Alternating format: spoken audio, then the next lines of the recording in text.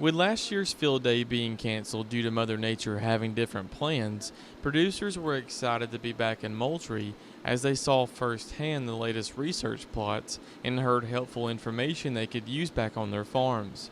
Sunbelt Executive Director Chip Blaylock was equally as excited to host them again. This is the first field day we've had in 2 years, and since the drive-through method worked so well 2 years ago, we're trying it again today, and I think the results will be the same. We got a great crowd coming in. We got a great set of research plots for the farmers to come in and look at and gather information to take back to their farm to enhance their economic and environmental sustainability. While there, growers heard from University of Georgia extension specialists who provided crop updates including the status of cotton, which according to Glenn Harris, a soil extension specialist, this season's crop is shaping up to be a good one despite challenges early on in the season. Overall, the cotton crop in Georgia is looking pretty good. We were pretty dry to begin with, but then we started getting rains, and some folks got even, believe it or not, too much rain in spots. We've had some waterlogging in cotton and all that. But overall, right now, we're set up pretty good. As long as we don't get real dry in August, and then we have good harvest weather, we should have a good crop. With fertilizer prices were so high going in, record highs, we were concerned that growers might cut back too much. But I think overall, they've done a good job.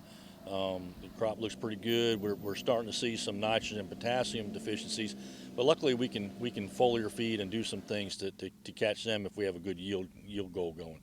And as for peanuts, according to Extension peanut agronomist Scott Mumford, the crop is a decent one, but says that the state is experiencing virus levels in this year's peanut crop he hasn't seen in years. One thing that we've noticed this year, probably more than the last several years, is that we've got a pretty good increase in tomato spotted wilt virus. And that is probably one of the leading things that we're worried about right now is how much virus are we really going to deal with this year, and how is that going to impact the end of the season, because a lot of this virus is already starting to, along the virus plus some other pathogens that are coming in, are already causing some of these plants to go down or start to decline. And that's the one thing we're going to have to keep watch on. However, Mumford says that now is not the time to let off the gas, as the crop still has potential and growers need to keep working to get the best crop they can to harvest season. We got to finish this crop out for what it is, so we can't let up on what we need to treat for, in this case fungicides for disease control.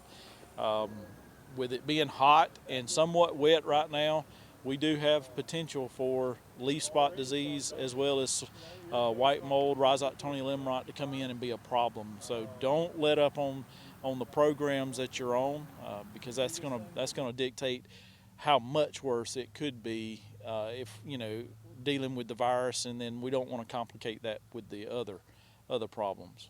Reporting in Moultrie for the Farm Monitor, I'm John Holcomb.